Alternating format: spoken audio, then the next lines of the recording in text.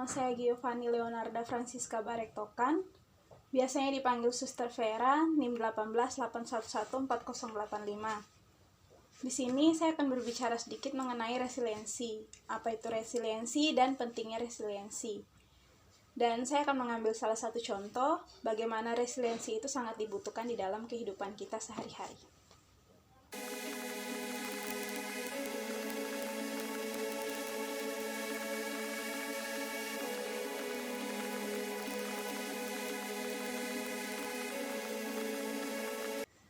Nah, teman-teman semuanya, dari video singkat tadi, saya ingin menyampaikan bahwa dunia saat ini sedang digemparkan dengan fenomena COVID-19 yang pada awal tahun 2020 kemarin banyak memakan korban hampir di seluruh dunia. Itu juga terjadi di Indonesia. Banyak korban yang meninggal akibat COVID-19 ini. Dan karena wabah COVID-19 ini, kehidupan kita pun berubah. Semua yang kita lakukan, aktivitas kita, semua sekarang beralih pada aktivitas online atau bekerja dari rumah. Nah, kita juga dapat melihat bahwa banyak orang yang akhirnya kehilangan pekerjaan karena tempat-tempat kerja mulai mengurangi SDM mereka, karena perekonomian Indonesia pun saat ini sedang menurun. Semua mulai bekerja melalui sistem online. Nah, dari contoh video tadi itu memperlihatkan bagaimana para dokter dan tim tenaga kesehatan lainnya itu terus berjuang untuk menangani para pasien dari COVID-19 ini. Tidak terkecuali dari para peneliti pun terus-menerus mencari obat dan juga vaksin yang mampu menangani COVID-19 ini. Pada akhir-akhir ini, memang sudah ada beberapa vaksin untuk digunakan dalam penanganan COVID-19, namun masih terus menjadi kontroversi karena beberapa perbedaan pendapat dari tim tenaga kesehatan maupun ilmuwan, sehingga belum semua orang pun juga mendapatkan penanganan khusus untuk menerima vaksin ini. Dan sampai saat ini di Indonesia sendiri, COVID-19 ini masih terus meningkat, yang tadinya menurun, kemudian meningkat lagi, sehingga kita semua masih terus diharapkan untuk waspada dan tetap menjaga jarak dan menggunakan protokol kesehatan itu sebaik mungkin. Nah, ini adalah updatean informasi terbaru tentang COVID-19 di Indonesia. Yang terkonfirmasi itu ada sekitar 1 juta lebih, sembuh 1 juta lebih, dan yang meninggal itu ada sekitar 51 ribuan orang. Nah, dari Satgas 19 ini mengatakan bahwa di Indonesia itu yang tertinggi penambahannya yang meninggal itu sebanyak 1.790 itu ada di daerah Jawa Barat. Dan berikut ini adalah urutan beberapa daerah yang terpapar COVID-19 paling banyak. Nah, teman-teman, dari situasi saat ini, saya ingin berbicara sedikit mengenai resiliensi. Mengapa ada orang yang tahan banting, namun ada orang yang juga mudah putus asa dan depresi. Nah, jika seseorang itu hidupnya itu datar dan tidak punya gejolak dalam dirinya, maka dia tidak akan tahu seberapa tangguhnya dirinya dia. Nah, ketika kita dihadapkan dengan situasi yang mengancam atau situasi yang membuat kita stres, di situ resiliensi atau sikap tangguh dan ketahanan kita itu akan timbul dengan sendirinya dari dalam diri kita. Nah, di situ kita dapat melihat bahwa kita akan menyerah atau langsung mundur, atau juga kita mampu berusaha untuk mengatasi dengan mencari solusi bagaimana kita keluar dari keadaan yang menekan kita. Nah, di sini saya akan menunjukkan apa sih itu resiliensi kayak gitu. Nah, resiliensi itu sendiri dapat diartikan sebagai sebuah ketahanan, kelenturan atau fleksibilitas seseorang dalam menghadapi suatu masalah dalam dirinya, di mana kemampuan seseorang ini untuk beradaptasi pada kondisi-kondisi yang kurang menguntungkan, terutama pada situasi COVID-19 ini. Dan yang paling penting yaitu mampu untuk kembali berdiri di saat kita jatuh. Nah, resiliensi ini sendiri memiliki dampak yang positif dan juga dampak yang negatif. Nah, contoh dampak yang positif itu di mana ketika seseorang memiliki resiliensi, dia dapat bertahan dalam situasi sulit yang dihadapinya, dan individu tersebut dapat lebih secara efektif dan aktif kreatif untuk mencari cara bagaimana keluar dari situasi-situasi yang menekan dirinya.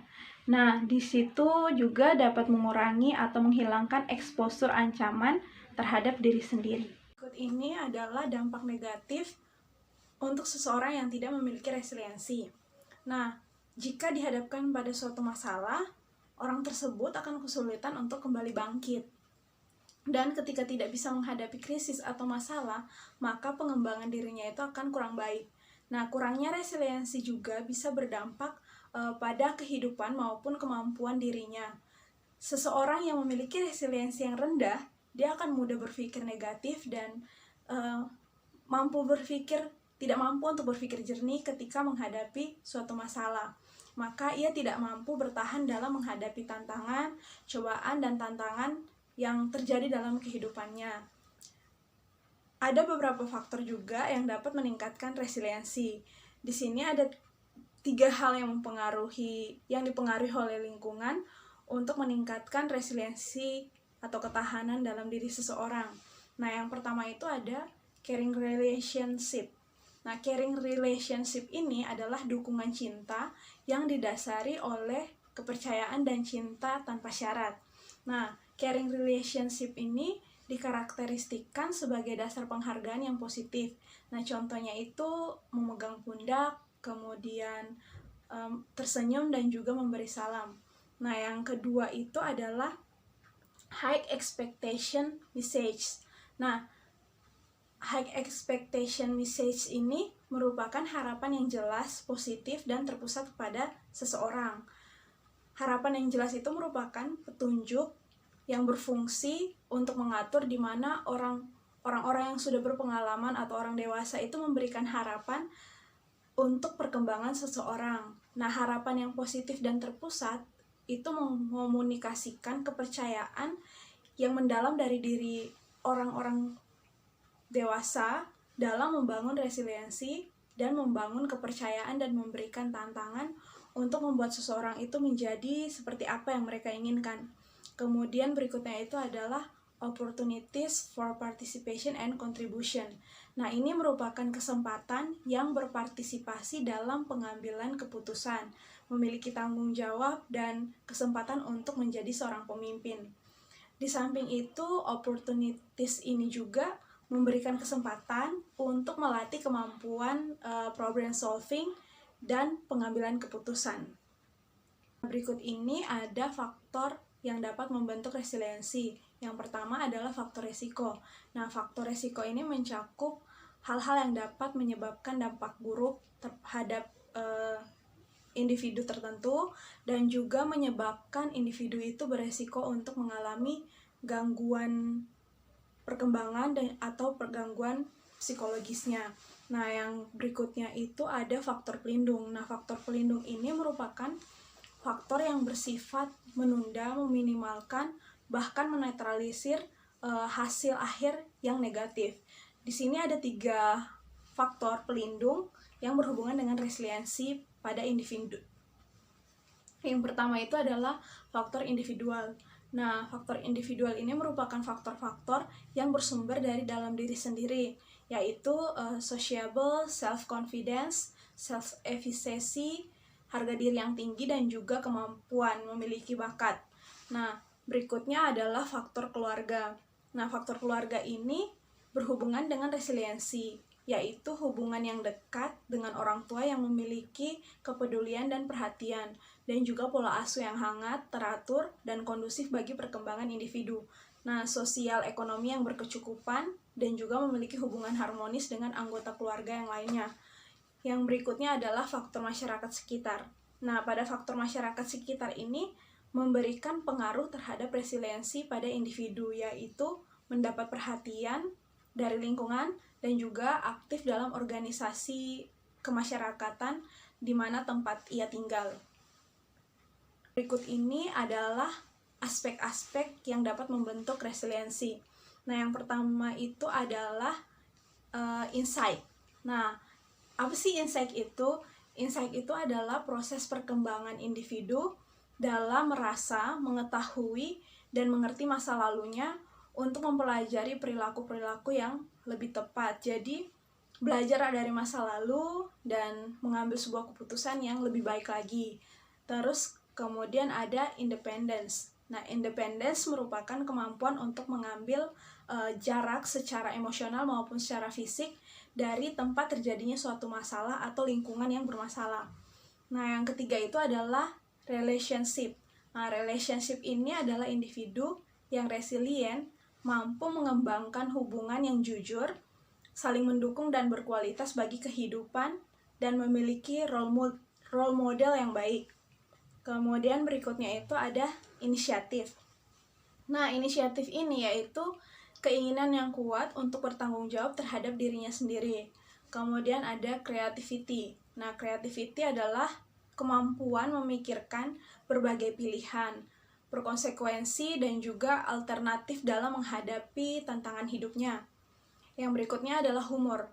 Humor ini adalah kemampuan individu untuk mengurangi beban hidupnya dan menemukan kebahagiaannya dalam situasi apapun. Dan yang terakhir adalah morality. Nah, morality ini adalah kemampuan individu untuk berperilaku atas dasar hati nuraninya sendiri. Jadi, individu itu dapat berkontribusi dengan cara membantu orang-orang yang juga membutuhkan.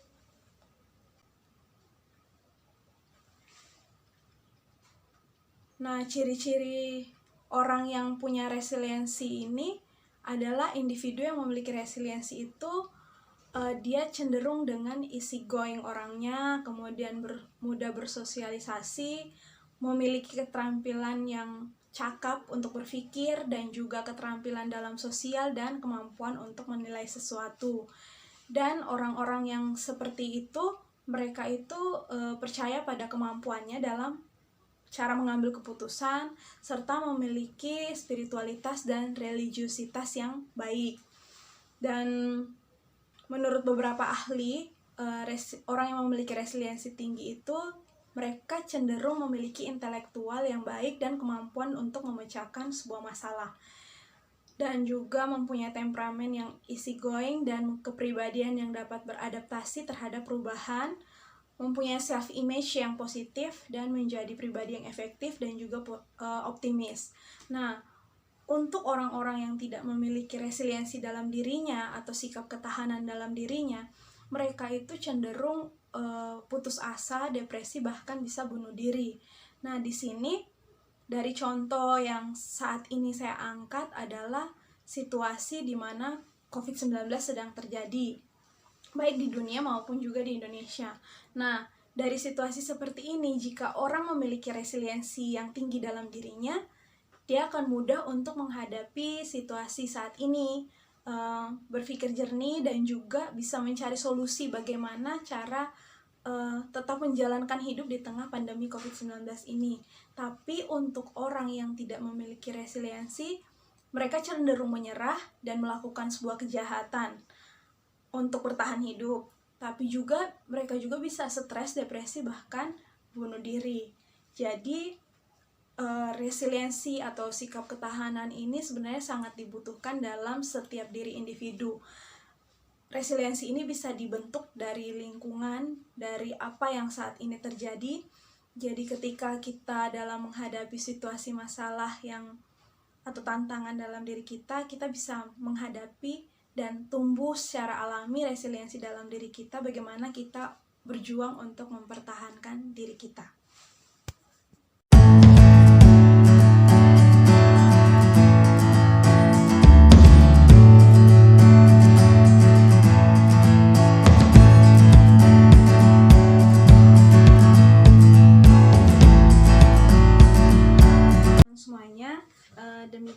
sedikit penjelasan dari saya. Semoga sedikit informasi yang saya berikan tentang resiliensi ini dapat bermanfaat untuk kita semua. Nah, teman-teman semuanya, dalam masa pandemi ini memang kita dihadapkan dengan situasi yang berubah dari situasi normal yang sering kita jalani. Seperti kegiatan kita yang biasanya aktif di luar rumah, saat ini kita dituntut untuk harus bekerja dari rumah dan juga secara online. Banyak hal-hal baru yang kita belajar kembali, dan terutama dalam penggunaan media sosial. Namun di sini kita dituntut untuk memiliki sikap resiliensi, memiliki jiwa ketahanan yang kuat dalam menghadapi dan beradaptasi dengan situasi baru, sehingga kita tidak kaget lagi dengan apa yang akan nanti kita temui ke depannya, namun kita bisa mulai mengolah diri untuk terus berpikir secara positif dan terus mencari solusi yang terbaik ketika kita dihadapkan dengan situasi masalah ataupun tantangan baru yang akan kita hadapi. Jadi di sini dari video singkat yang saya sampaikan, saya berharap bahwa kita semua mulai menumbuhkan dan peka terhadap diri kita sendiri untuk menyikapi setiap persoalan yang kita hadapi. Nah, dalam situasi pandemi ini, mari kita dukung bersama tim tenaga kesehatan maupun penelitian dengan menjalankan protokol kesehatan dengan baik. Dan untuk teman-teman yang merasa putus asa, stres dengan situasi baru ini, jangan putus asa, jangan lemah, dan jadikan situasi ini adalah pelajaran baru untuk kita, dan kembangkanlah sikap resiliensi dalam diri kita masing-masing, sehingga kita mampu beradaptasi dengan situasi baru ini dan keluar dari masalah-masalah atau stres kita. Jadi di sini diharapkan bahwa kita memiliki sesuatu yang kreatif, bagaimana caranya kita untuk bisa terus berjalan tanpa harus merasa stres dengan situasi, namun kreatif membuat sesuatu yang bisa membuat orang lain bahagia, terutama diri kita sendiri. Jadi teman-teman, mari tumbuh kembangkan sikap resiliensi ketahanan dalam diri kita, sehingga kita mampu menghadapi tantangan-tantangan yang terus datang silih berganti. Semoga kita semua tetap dikuatkan, terutama dalam masa-masa pandemi ini. Kita semua tetap sehat selalu. Sekian dari saya, terima kasih.